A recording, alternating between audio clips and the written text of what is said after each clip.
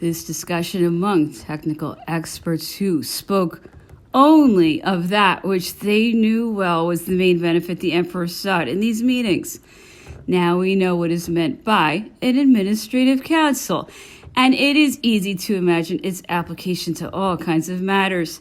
Those which Napoleon convened the most regularly were finance councils, commercial councils, provisions councils, engineering councils, artillery councils, councils of highways and public works, councils of naval works, councils of war administration, etc. The engineering and highways councils were his favorites. He reviewed, sometimes several times a year, all the works underway in the empire, those in Alexandria, Antwerp, and Danzig, the interior canals, Alpine grades, Cherbourg's reservoirs, and improvements in Paris furnished him with inexhaustible details. The Minister of War was always present at the administrative councils on war, engineering, and artillery. For the administrative councils on war, Count Daru, Lacuée, Count of Sassac, Count Mathieu Dumas, the former officials of the Italian army, Denier and Villemanzi, and the Councillor of State Marais, Director of Provisions, were almost always summoned. When it was a question of fresh horses, General Bercier was called. In the commercial councils, it was Count Chaptal, Count Jauber, Director of the Bank, and Monsieur de Fermont, who, along with Ministers Montlivet and Collin de Soucy, threw light on the proceedings. A separate council each month saw to distributing the funds currently in the Treasury according to the needs of each minister.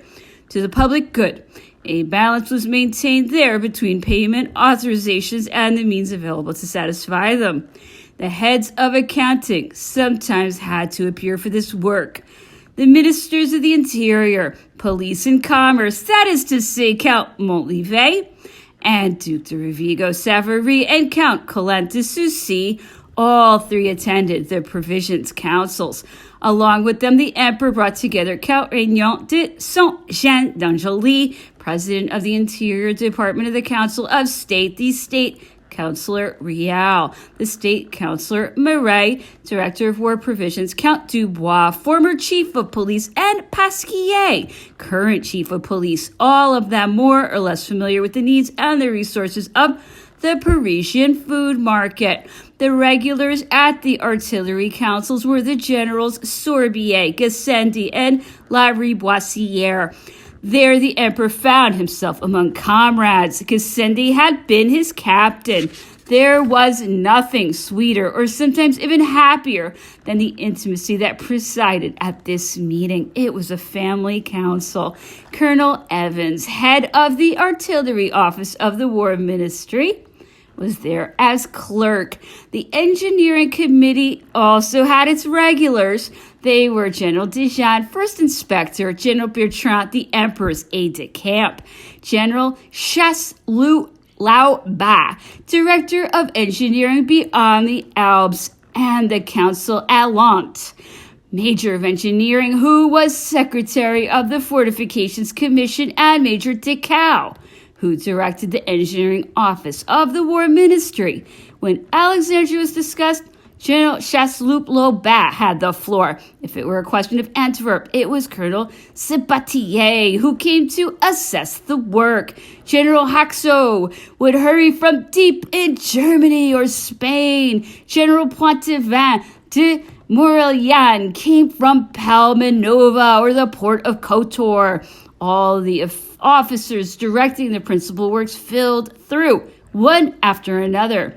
The highways and public works councils involved perhaps even more people. The permanent members of the council were the Minister of the Interior, Montalivet, and Count Molay, Director of the Highways Department. The minister brought with him the Council Bruyere, himself an engineer, who directed the Public Works Office of the ministry. The other persons admitted varied according to the day's agenda. When it was a question of Paris, or even canals or roads that ended there, the prefect of the Seine was always summoned.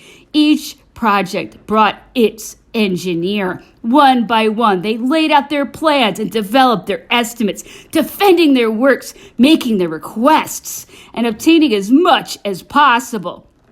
Sometimes it was Monsieur Scanzan in regard to seaports. Sometimes it was Monsieur Lepere on the Loire canals. Sometimes Monsieur Seitz on the navigation of the Rhine, Monsieur Sayard on the Alps, Monsieur Girard on the waterways of Paris. Lastly, there were Messieurs Prony, Lamonde, Deschamps-Tarbet, and many other worthy men in submitting almost all the heads of branches of government to this difficult cross-examination for hours at a time. Napoleon learned as much about the men as about their projects. This was the key to how he was able to make such good choices, and in delivering himself up in the intimacy of a work situation, he allowed them to appreciate the man within the emperor. And this was the secret of the entirely personal attachment that so many worthy men had for him. I see that I have omitted to name the persons who made up the finance councils. First, there were two ministers, Monsieur Gaudin, Duke of Guita, and Count Molian. Alongside them were Count de Fermont, president of the financial department of the Council of State, and the councillors of the state, Bérenger and Joubert.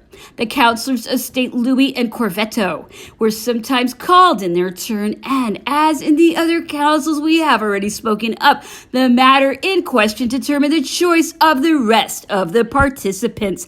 There were specialists on mortgages and tax registration. When this part of the public revenue was concerned, there were experts on land holdings. When the issues of domain were to be discussed, there was Count Lavalette. If the post office was to be dealt with, Count Francois de Nantes. If it was a question of indirect taxation, always in these councils, as in the preceding ones, the department heads and technical experts were questioned or consulted.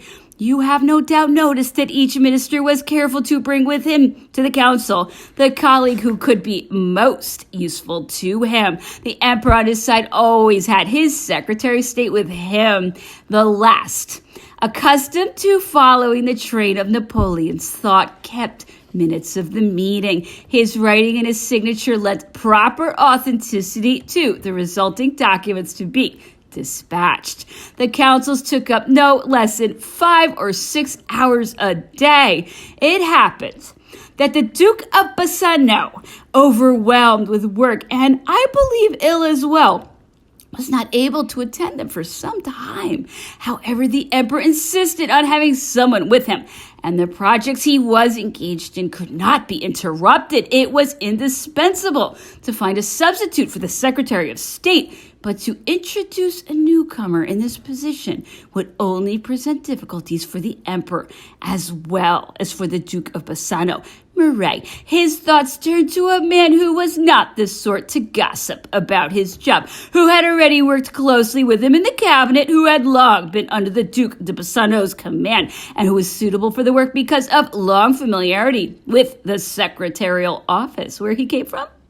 I received the following letter from Meneval's hand. Monsieur le Baron Fain, my intention is that for the time my Secretary of State cannot attend administrative councils to take notes. You shall assume his place.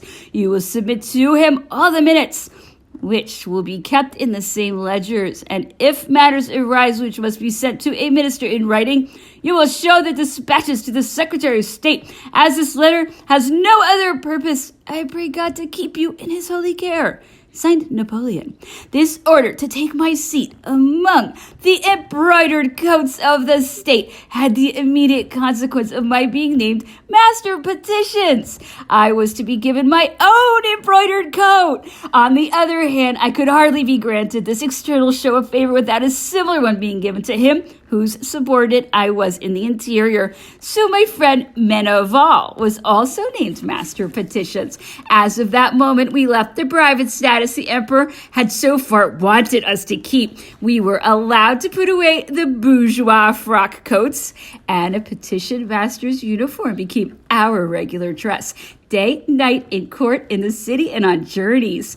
During the meetings where I held the pen, the emperor, surrounded by skillful superior men, seemed to me to exert an even greater intellectual superiority. In all discussions, he was eminently the man of good judgment. It seemed to me that he was always right. In addition, this same testimony was constantly given him by the very men who had the honor of arguing against him, not perhaps regarding the point of view they had espoused, but for all others where they were disinterested observers. The highways and public works councils were principally those that I followed. Not having kept in my possession any of the notes that I took during these meetings, I will not attempt to reproduce the details, but some of the emperor's dominant ideas struck me, and I would like to set down my memory of them here. Napoleon always had his eye to the future and was the first to take into account the idea that events could occur which would interrupt the works he embarked on each day. Therefore, he took every precaution first to avoid having his enterprises suspended by a temporary lack of funds in the public coffers. He had a system of special funds. Insofar as possible, he provided each project with money that belonged to him personally and so kept it independent of many problems. Next, foreseeing the event that an interruption was inevitable, he wished at least that what had already been accomplished not be entirely lost. On this subject, he had several obsessions. Each year, his engineers and architects were to work towards completing parts of the whole. The tendency of most foremen to undertake work from all angles, it was his horror. To begin everything, he would say, is to finish nothing. No one desired things finished more than he, so he saw to it with the greatest care that the money he granted was not scattered on too many things at the same time. During lengthy projects, he got impatient at seeing the initial funds and the early years lost in the premature assembling of materials. Preparations made on too large a scale, which, in the event of accidental interruption, threatened to leave posterity with nothing but piles of framing lumber, building sites full of freestones and holes in the ground. A sad sight at the cost of great expense. I come now to the system with which the emperor armed himself against such consequences. To each sum he granted, he assigned a particular outcome. He wanted each work season to culminate in a finished product, and for lengthy projects, he always had a clear and progressive ratio between the sums spent and the fraction of the work accomplished. Let us take some examples. Was a project to take 10 years? Each year was to draw on 1/10 of the total funds and produce 1/finished of the whole work. Had he allotted 25 million to improve a fortified town, the workers had better be careful not to hammer away indiscriminately on what existed and run the risk of having the whole place dismantled for the entire duration of the work. A war could intervene, and in that case, the money would have been spent to do harm rather than to do good. They were to follow a completely different course of action. Without jeopardizing the existing strength, they were to work to increase it. Each of the planned improvements, one after another, as the spending progressed, was to be introduced whole and complete into the old structure. Was it a question of creating a new fortification? Each million spent was to offer it a distinct degree of strength. First, a defensive ditch. Next, the high walls surrounding the site. Then afterwards, successively, the more advanced works. With this progression, the new site would be able to offer the rudiments of a defense as soon as the initial work was done, if only as an entrenched position. In the second work stage, it would acquire the strength of a walled city, and from year to year it would gain 10 days, 20 days, 30 days of additional defense of use since the first ditch. It would thus arrive degree by degree at the intended level of defense. If it were a question of architecture, it was again the same system. Napoleon undertook the second gallery of the Louvre, but after having settled the plans for the whole, he wanted the architect to execute it by spans. If I cannot complete it, said he, At least I don't want to leave behind me a long line of unfinished pillars waiting sadly upright to be crowned by their vault and the rest of the building. The view from the carousel will be beautified by as many complete arches as I was able to erect, and the Tuileries will benefit from this wing sooner than the Louvre. For a canal or road, he laid down the same conditions. Once the layout of a canal had been well studied, he wished that it would be completely open at an initial point, and the point carried forward without interruption, in each case finishing the section that had been begun, so that the first connection would be lengthened each year as much as the work would allow. It is better, he would say, to achieve a canal of 10 leagues every 10 years than to have to wait a century for a canal of 100 leagues to be finished. If it were a question of putting in a new road, what good was it to dig the whole length of it at once? It was to unroll like a ribbon in increments of 6 feet over the terrain to be leveled. In this way, each year the connection stretched from one town to another, and the completed work was in use independent of that which remained to be done. I have said enough about this. It was always the same concept, wearing different faces. You know now as well as I do that the emperor wished in every enterprise for the public to profit from the expenditure as immediately as possible. Certainly in some occasions and in the nature of certain types of work, this system encountered obstacles requiring that it be modified. But after all, for the engineers and architects, it was the emperor's law. If this strong will did not always succeed in overcoming every resistance, at least it succeeded in triumphing over most. The meetings I found the most interesting were those devoted to the affairs of the city of Paris. I am a Parisian, and those meetings made a strong impression on me. However, do not believe that my intention is to reprise here all that I saw commissioned in the way of embellishments and public works. It would never end, and in any case would be pointless, because what Napoleon did for Paris strikes everyone's eyes today and speaks far louder than the pages of a book. But it is not well known that this wealth of the capital cost little or nothing to the state's treasury. I will only pull from my memories of these councils of Paris some quick glimpses to give a clear idea of this. The emperor lent to the city of Paris only the clarity of his vision and the strength of his good administration. To illustrate the motivating force he provided to this great municipal machine, the matter of the poorhouses, which was handled in my presence, will suffice among 1,000 examples. For some time, these homes providing for the ill and needy had insufficient revenues. Although handsomely endowed, they had fallen into the city's keeping. Relations between the poorhouses and the city were strained. The emperor, by a simple transfer of property, changed them to such an extent that the city no longer had to exhaust its funds to aid the poorhouses, and the houses, on the contrary, were able to provide revenues for the city. Here is how. The Hotel Dieu, long established landlord that it was, could boast of possessing the oldest houses in Paris, and year by year these relics fell into a state that absorbed almost all the money they could bring in. Certainly no property could be more hideous or expensive, and yet people of scruples held to them. They were the property of the poor. It was the trust that the charity of our ancestors left in posterity's keeping. They cannot be changed. No one can be permitted to touch them. The emperor took a larger view. To his eyes, the unfaithful guardian was time, which had destroyed the trust in reducing it to almost nothing. There was no administrator intelligent enough to restore to the grant the value that it had lost. Firm in his belief, he issued orders. And this insistence, I remember, almost caused an uprising. The prefect himself, the honest Frochot, had hesitated for a moment.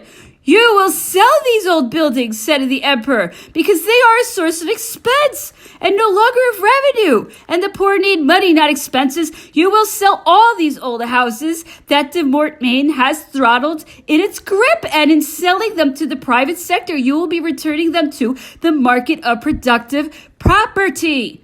In selling them, you will realize a capital which, instead of a fictional revenue, will give you real revenue, a revenue 5% clear of all expenses, which can be raised to an even better rate. The city of Paris borrows at 5% to do its works.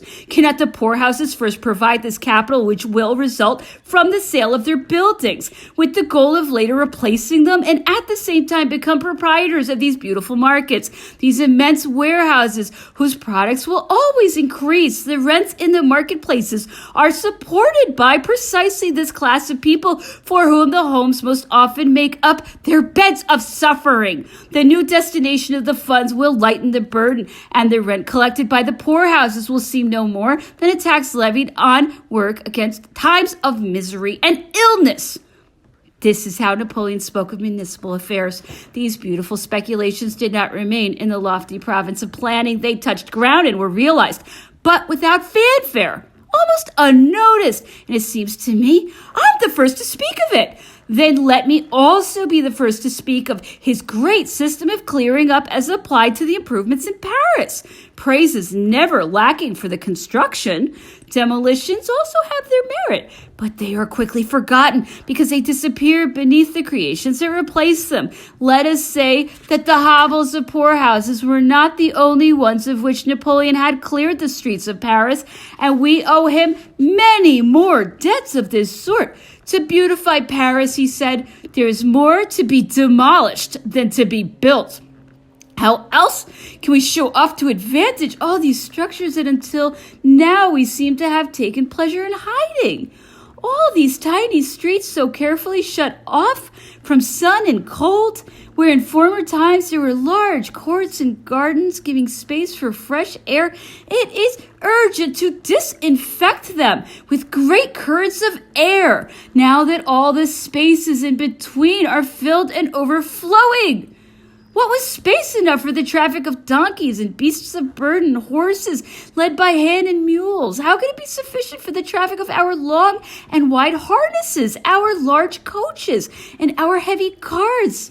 Is there not something to be done here?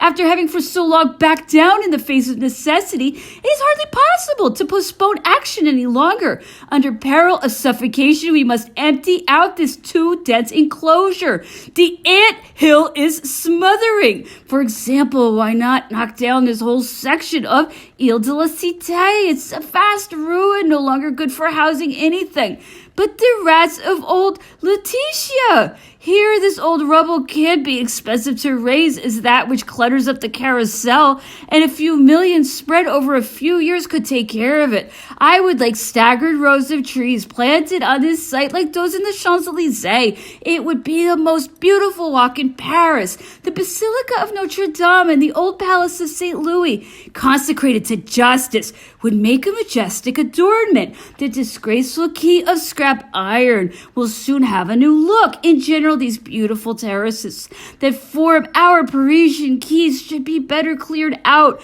bordered on one side by the flow of the river. On the other side, they deserve to be lined with the most beautiful houses in the city. The display of our major public squares should also offer a regular view of only the houses of highest value. Such sites most assuredly invite land speculation. The increase in capital resulting from the transformation of the current houses to first-class houses offers a sure guarantee to all loans. Look at Place Vendôme. Look at Place de Victoire. Imagine the public square that could be made in front of Saint-Sulpice, and calculate whether in the difference between what exists and what could be, there is not the means to handsomely pay all the costs of these improvements. Why shouldn't the city play a part in every enterprise of this nature? Couldn't a partnership be formed between those who own the property in its current state and the city, which, guaranteeing the project, first of all, would assure the owners of the revenue they already enjoy, while reserving for itself at a profit the additional value the house will have acquired? Each transaction would be settled separately and not mixed up with the others. Once the public square or the facade undertaken is finished, the city would sell its interest in the property, and in getting back its loans and profits could reinvest them in another. A swarm of ideas of this sort sparkled in the conversations that the emperor had with his counselors. Those which he was not able to put into effect are perhaps not lost for the future. The emperor himself took care to preserve the plans. We are already familiar with the logistic organization that he brought to all his projects, so it is not astonishing to learn that everything of importance which was said in the administrative councils was briefly summed up in the minutes of the meeting. This document, sent the same evening to the minister executing the work, became for him a faithful reminder and a fertile test for all the secondary instructions he had to give. As for the minutes, they were carefully transcribed into a ledger, and the ledgers filled this in this manner number a great many. This stack of minutes of the Secretariat of State remains like a monument erected to the memory of Napoleon, the administrator. Another monument, no less precious, can be found in the minutes of the Council of State meetings presided over by the emperor. The Council of State met regularly on Tuesdays and Fridays. When the emperor attended, he came no later than 2:00. The general colonel of the guard, the aide-de-camp, and the chamberlain accompanied him there. He left by the cabinet of the great apartment and went down the central staircase, then crossed the vestibule of the chapel. The Council of State was held on this side. Let us go for a moment into that part of the palace. Chapter 14, the Council of State. I believe that all the time of the empire, hardly anyone in all the world suspected what Napoleon's Council of State was. Do we know any better today? To seek in this council a power which controlled the master, which quashed the capricious acts of his ministers, and so rendered the yoke less unbearable, is to greatly misjudge the times and the people. We glimpse that somewhere in the early plans of the consulate, but is having read a program enough to have a clear idea of what really ensued? There is not one of our institutions which, down to its smallest details, does not offer notable differences between what is supposed to be and what is. This was true of the Council of State. You may look in the letter of the law for what it was supposed to be. I will tell you what it was. It was not a power. It was a supplement to administrative thought. It was a council in the true sense of the word, having no movement or action, but the impetus received from the emperor. It only advised when the emperor said to it, "Advise me." Only concerned itself with matters on which it was consulted. Its task was to enlighten the emperor on the advantages or drawbacks of the proposals made by the ministers, suggesting amendments or improvements to plans, but offering only opinions. Such was the official nature of its deliberations and the true object of its work. It was ordinarily at the end of the Council of Ministers that the emperor sorted out those ministerial proposals on which he wished to consult his council before making up his mind.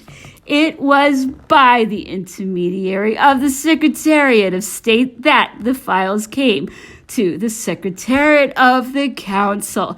Plans for laws, plans for rules of public administration, and in the case of administrative litigation, all appeals made to the emperor for further inquiry made up the first class of work that the emperor reserved for the Council of State, but many other files of secondary interest were sent to it daily, such as all the matters of national domain, exchanges, transfers, or acquisitions of local districts.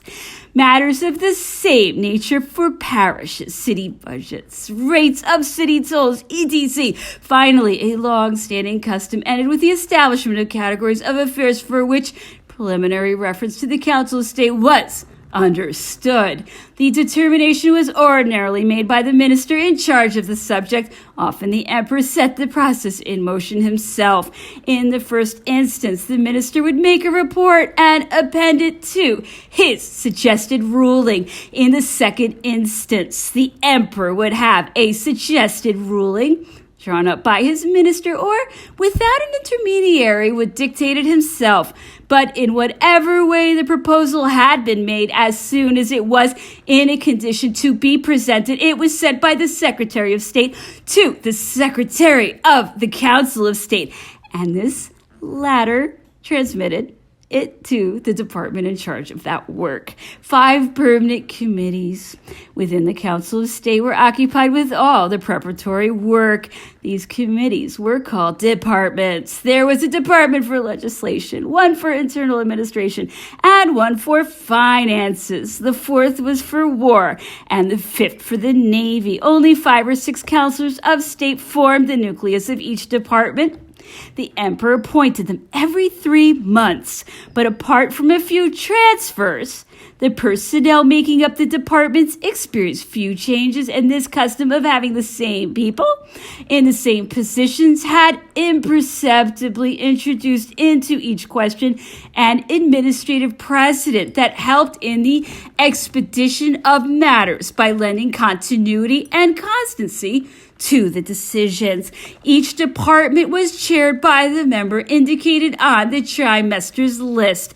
There were equally few variations in these choices except for the interval of Monsieur Bigot de Préameneu presidency. Monsieur Bolet de la Murta normally presided over the legislative department. Monsieur de Fermont always chaired the finance department. Monsieur Regnault de Saint-Angely, succeeding Monsieur Rouderet in 1802, remained henceforward president of the interior department. Monsieur Lacouet left the presidency of the war department only to become minister, and it was Monsieur Andriassy who replaced him. Lastly, Admiral Gentilhomme, Monsieur de Fleurieus's successor in the Navy Department, presided from 1801 to the end.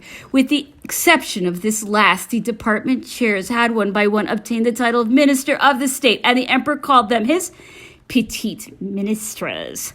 With each department's work, when it had been accomplished, it was returned to the Emperor. In cases of emergency, the department chair could submit it himself. To this end, he had entree and would appear at the levee, but for all ordinary matters, the submission took place by the intermediary of the Secretary of State. The Emperor praised himself of the observations or amendments presented and did one of 2 things. Either he abandoned the proposal or he followed up on it. In the later case, the matter was sent back to the General Assembly of the Council. But first, if in any case the alterations had some importance, the minister was consulted by a communique from the Secretary of State. The difference of opinion would lead to a discussion, the minister supporting his point of view either directly to the Emperor or at a meeting of the Council of State. The meeting began at noon. In the absence of the Emperor, it was the Arch-Chancellor who presided, and the meeting finished at dinner time at the latest. The matters on the day's agenda were printed in advance so that the ministers could consider them prior to the discussion, but distribution was made only to those who were deliberate on the issue. The department would have a report of the matter made by one of its members, and this report was almost always made verbally. When the discussion had exhausted itself, a vote was taken. Each counselor raised his hand for or against.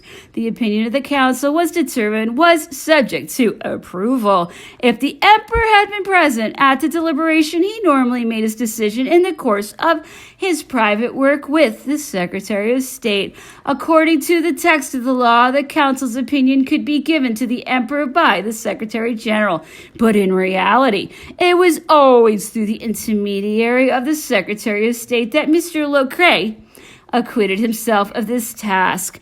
The emperor then made use of whatever suited him of the council's opinions, rejecting them, approving them as they were presented to him, or using them with modifications. In any case, it was enough that the Council of State had been heard. In general, the Council of State's tasks of administrative details of a secondary order did not offer much of interest. Codes were not being made every day, and more than half a year elapsed without the emperor having come to preside. But the brilliant aspect of the Council of State's existence lay more in its personal composition than in the ordinary work with which This elite gathering amused itself while waiting for chores more worthy of it. For the emperor, there was more to the Council of State than just the opinion factory whose mechanism we have just seen. In the same way that Napoleon was accustomed to offering his scientific ideas to the members of the Institute, he needed other sorts of commentators to whom he could express his lofty ideas of government, organization, and administration. He needed eloquent men to speak to the Senate and legislative galleries in his name, skilled writers and knowledgeable publicists who were no less necessary to him. Just as among his aides-de-camp, he had experienced generals, quick to understand a new maneuver from the first word and skilled in rushing to execute it under enemy fire. On the civil side, he needed statesmen, just as skilled at seizing his thoughts, just as swift at going anywhere. The administration had need of extra impetus. He also needed to rally some of the statesmen who remained from earlier times. Solid traditions, useful information, and advice based on experience acquired in the handling of great issues are not to be disdained. Finally, in order to proceed with the general revision of all the laws of public administration, each branch offered professionals as experienced as they were learned. The emperor liked technical advisors, but they had to be dragged from their ruts. Napoleon worked constantly to bring together around him all these varieties of statesmen, and the Council of State was the title and the banner under which he kept them enlisted. A single thought motivated the emperor in his choices. It was the need of surrounding himself with men who could be of use to him, ignoring party prejudices without going into past situations, opinions, or cliques which might have led to each one's fame. He held only to reorganizing the skill which could yet serve him with integrity. Almost all Napoleon's counselors of state, independent of their political prominence, had a well-established, exceptional reputation of experience and knowledge in their particular fields. And as one does not become knowledgeable without much work, they were all hard workers. And as one speaks easily of that which one knows well, they were almost all compelling orators when on their own turf. In this way, the emperor had been able to assemble the most diverse aptitudes at his disposal: orators, publicists, apprentice ministers, acting superintendents, special administrators, scrupulous liquidators, jurists, bureaucrats, diplomats, men of the pen, and the sword at once, economists and merchants. All the superior personal skills he wished to bring into play were available to him in this council. But in Napoleon's longer view, after having satisfied the present, it was necessary to think of the future. It was not enough that this selection of superior men form a reserve corps for the present administration. They must also collect a following. All the sciences of government could find skilled teachers there. By instituting auditors, Napoleon saw to it that these masters had pupils. I am raising administrators for the future. They are formed in the workshop of rules and laws. There they penetrate our principles and maxims of public order, ever surrounded by good advice and good judges, whether under the eyes of the government or on important missions. They come to public office one by one with the maturity of experience and the certainty that only proven character and knowledge can give. Statement of position, year 12. The auditors were thus the breeding ground that was to produce the secondary functionaries of the administration. They completed their education through experience of men and things. One day Napoleon would say, "They will take over all the posts in the empire." Las Casas. The petition masters formed an intermediary class in the council between the auditors and the counselors. They were men ready to advance in their careers to be mere pupils, while the auditors became young administrators. The elite of the already mature administrators took over the petition masters' positions. They were counselors of state of small stature. They already had the trappings.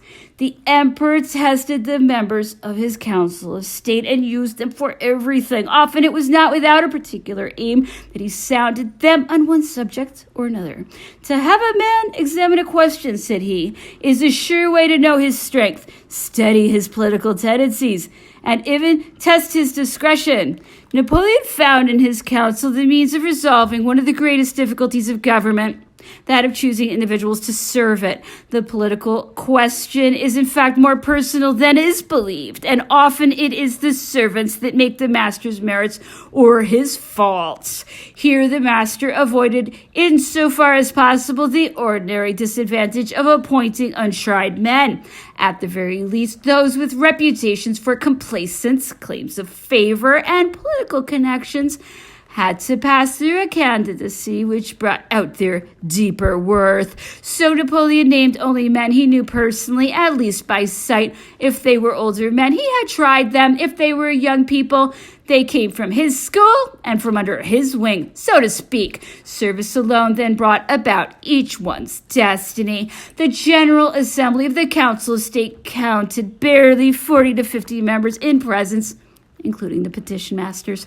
However, that number was much greater overall. More than 100 persons carried the title of Councilor of State under Napoleon. More than 50 were petition masters. The number of auditors, which greatly increased in the later years, passed 400, and if you also count the foreigners incorporated into the council, following the German, Italian, and Dutch mergers with the empire, you will find that the staff of the Council of State under Napoleon rose to more than 600. But most of them were far away from the council on missions, in army work, in embassies, in administrative organization, or in private posts where diligence to duty did not permit them to attend meetings. The 30 or 40 members who attended the deliberations made up what was called the regular branch. There was the regular branch within the departments, which we have already spoken of, and the regular branch outside the departments. In this last category were found some councillors of state detached from the council but employed in Paris, whose presence could be useful for general assemblies. In this number were his general directors, the prefect of the Senate, the chief of police, the councillors of the state from the Foreign Relations Office, and those who belonged to the Court of Cassation. With these exceptions, all those who were employed outside the council were inscribed on a list, and this was the special branch.